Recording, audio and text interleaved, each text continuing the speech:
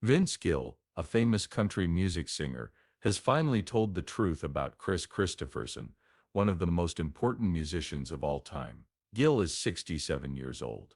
Thoughts about their relationship have been going around for years, but now Gill is putting the record straight. What did he tell you? Is it a shocking statement, a touching honor, or a secret that has been kept from us that changes everything we thought we knew? Come with us as we look into what Vince Gill said about Kris Kristofferson that made him feel sad and how that affected his life and work. This news may come as a surprise to you. The Truth About Kris Kristofferson by Vince Gill, A Legacy Beyond Words. When asked about Kris Kristofferson, Vince Gill didn't think twice. He had seen Kristofferson change the way songs were written for good. His words were deeper, and his stories were better than anyone else's. Vince said the vocabulary of his depth was unheard of here. But Gill also had something to say. He'd put out a song in 1997 without realizing it had the exact same tune as Kris Kristofferson's Help Me Make It Through the Night. When he finally understood what he had done, he went up to Kris and said sorry. The singer told Kristofferson, "Hey, I think I just stole one of your songs in its entirety." The singer's reaction was humbling. "I don't care." That was the kind of person he was, more interested in the music than in who owned it. But what really moved Vince was the moment he shared with Kris at the Hall of Fame induction. Lisa, Kris's wife, let Vince walk into the crowd with him. By that time, Kristofferson was lost in his own thoughts, a shadow of the man everyone used to know. But for Vince, that moment was priceless. "It was a neat memory for me to have." On the day Kris died, Vince and his band were on the tour bus playing his songs one after another. They played Me and Bobby McGee, For the Good Times, Help Me Make It Through the Night, and more. Vince then told the truth about Kristofferson's legacy. Would you call him a great singer? Not all the time. No one cared though, because the songs were so good. They were really good. Kristofferson's fearlessness may have been best shown when he took a helicopter straight to Johnny Cash's house to pitch the song Sunday Morning Coming Down. Cash barely knew Kristofferson, but Cash couldn't deny the song's appeal.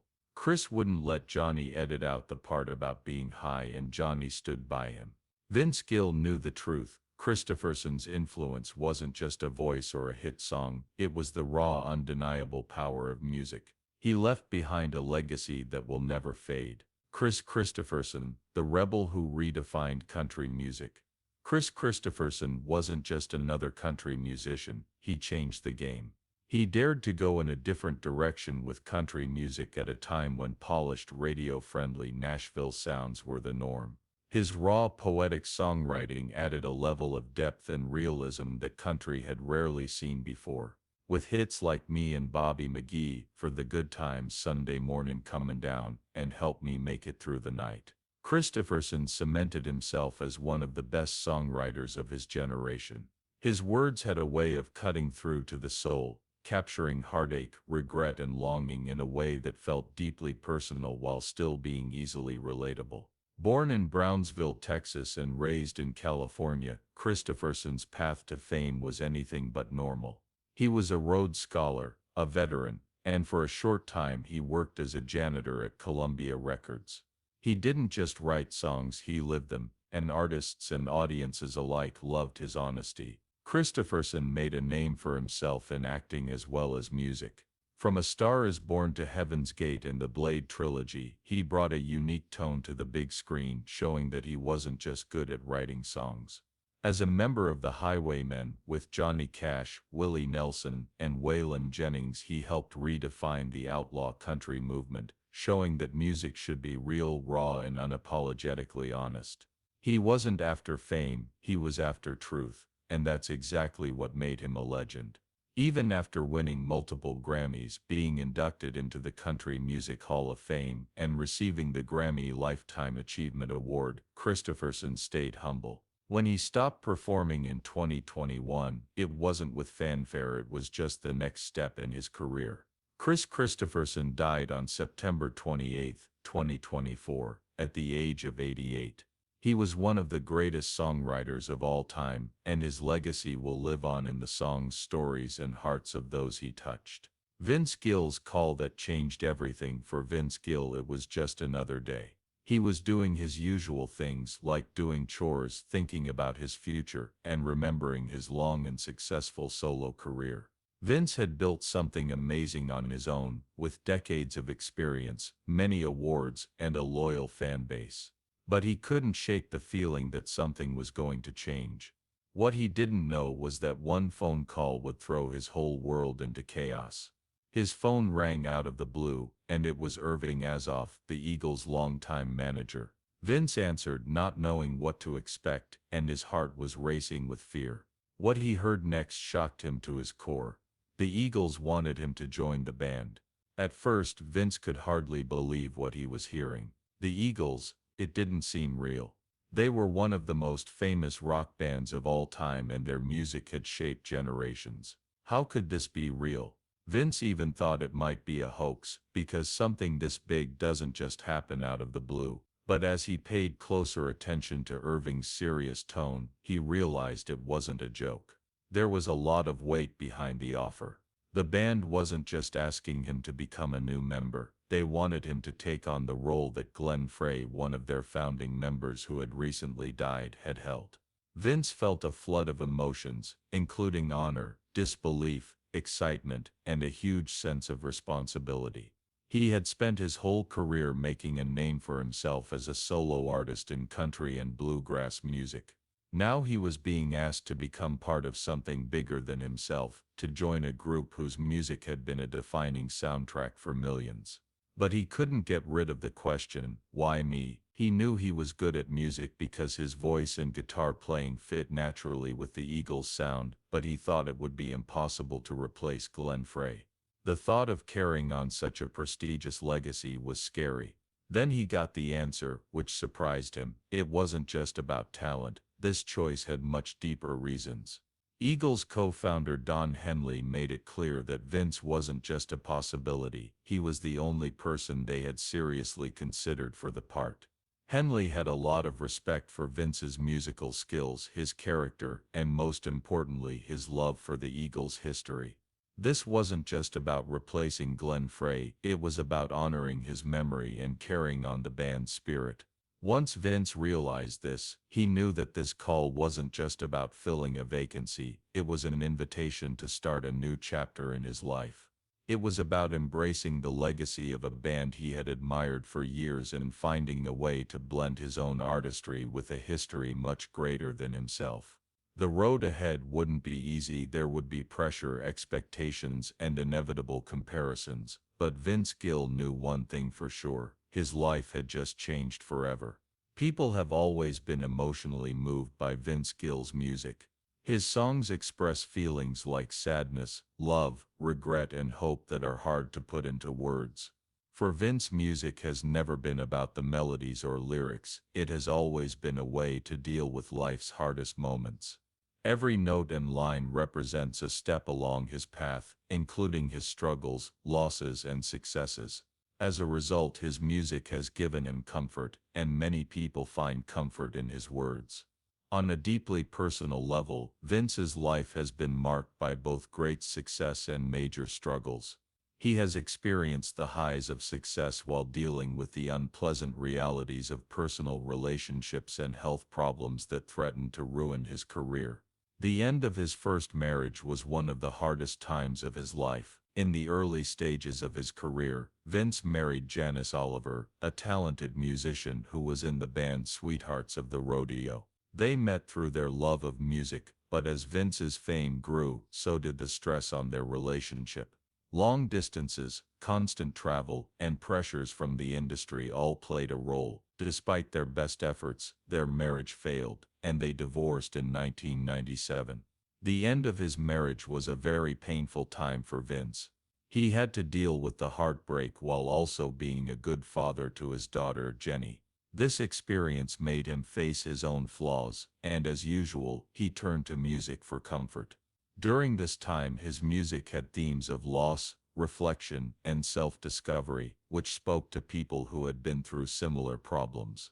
When Vince thought his love life was over, life gave him another surprise. He found a second chance at happiness with Christian music star Amy Grant. They quickly became more than friends, and when they got married in 2000, they joined their families and began a new life together. But joining families isn't easy, and Vince had to deal with step-parenting, co-parenting, and getting used to a new family dynamic. There were problems, growing pains, and times of uncertainty, but Amy was always there to love and comfort him. He often says she was his rock and helped him through some of his hardest times. Coupled up, they made a home full of love, religion, and music. Their relationship not only made Vince feel safe, but it also changed the way he wrote songs. His later songs were about gratitude, healing, and joy, reflecting the peace he found in his second marriage. Fans could experience their amazing artistic synergy through duets like House of Love, where their vocals blended perfectly, showing how close they were. Through every setback and victory, Vince Gill has done what he does best: put his heart and soul into his music. In return, his music has given people hope, comfort, and faith that no matter what life throws at them, they will never be truly alone. Through pain and passion, Vince found purpose. Not only has Vince Gill been through heartbreak and career losses, but his health has also been a test of his strength. Over the years, Vince has had to step away from the spotlight several times because of serious medical problems, which shows fans that even the strongest voices need time to recover. In 2018, Vince got serious kidney stones, which were the worst and most disruptive health setback of his life. The pain quickly turned into a terrifying struggle, leading to a serious kidney infection that required hospitalization. This happened at the worst possible time, as it meant he had to cancel many plans, including a much-anticipated appearance at the CMA Awards. Fans were upset, but they were also worried about his health. Just 2 years later, in 2020, Vince was given another disturbing diagnosis. He was born with a congenital cardiac disease that affects blood flow from his lungs to his heart. As a musician whose life revolved around singing, touring, and sharing his talent with the world, this news was a devastating reminder of his own mortality. Vince took some time off to focus on his recovery, which shows how strong, determined, and eager he is to get past any problem that comes his way. Even though he has had major health problems, Vince has never let them define him. Instead, he has remained a pillar of the country music community, showing that his dedication to the industry goes far beyond his own personal achievements. His influence goes deep into the heart of country music, where he has worked hard to inspire and nurture the next generation of musicians. Supporting and encouraging up-and-coming musicians, just like he did for himself, has been one of Vince's biggest loves. He has shown that the future of country music is just as important to him as the past by forming partnerships, mentoring new artists, and using his platform to show off new talent. Vince's commitment to preserving country music history goes beyond coaching singers. As a valued member of the Country Music Hall of Fame and Museum's Board of Directors, he has played a major role in preserving and honoring the genre's history. He has worked with others on a number of projects to honor legendary musicians and their achievements, making sure that their stories continue to inspire new generations. Even though he has had problems with his health and career, Vince Gill has remained a major figure in country music. His dedication to the field, willingness to help others, and ability to turn problems into big successes have made him one of the most admired people in the industry. Even when things got hard, Vince never stopped giving back, because music is more than just a job for him. It's a lifelong commitment to something bigger than himself. Vince kept going even though things were hard. A reluctant superstar and a legacy in question, Vince Gill has never been one to try to become famous. While many singers aim for #1 singles, awards, and fame around the world, Vince has always sung from the heart and let the music speak for itself. At age 67, Vince Gill is still one of the most admired singers in country music, and his craft only gets better with time. Vince Gill wasn't always such a well-known figure. His parents were both great musicians. His father was a guitarist and banjo player, and his mother sang and played the harmonica. When Vince was 5, he was playing his grandmother's guitar with great confidence, unintentionally setting the stage for a long journey. However, Vince's childhood wasn't always easy. When his parents split up when he was a teenager, he turned to music for comfort. Instead of letting his sadness consume him, he turned it into melodies and lyrics, honing the raw storytelling skills that would define his career. By the time he graduated from high school, music had completely replaced any traditional career path. He set his sights on something bigger and left the comforts of Oklahoma for the endless possibilities of Los Angeles in the late 1970s. The City of Angels was nothing like the small-town bluegrass gatherings where he had once played. Here the music scene was alive with rock clubs, neon lights, and an energy that both thrilled and overwhelmed him. Vince's first taste of success came in Los Angeles, where he joined the country rock band Pure Prairie League. The group's mix of rock and country gave him more fans and songs that showed off his growing writing skills, but something didn't feel right. The longer he stayed, the more he realized how hard it was to find a balance between radio hits and artistic integrity. Vince really wanted to go back to his roots, and Nashville, with its long history of country and bluegrass music, called to him like an old friend. It wasn't just about making career decisions, it was also about being honest with himself. He knew that he had to go back home if he wanted to make music that truly expressed his spirit.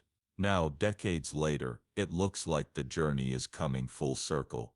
With more cancellations, health problems, and rumors of retirement, fans can't help but wonder if Vince Gill is finally leaving the music business that helped shape him. Is he just getting ready for the next step in his already illustrious career? Only time will tell, but one thing is for sure: Vince Gill will always be a legend in country music. Let us know what you think about what Vince Gill said about Kris Kristofferson in the comments section below. Thanks for watching this video. We hope you found it interesting. Don't forget to like and subscribe. Click the next video on your screen to see more stories about famous people. I'll see you there.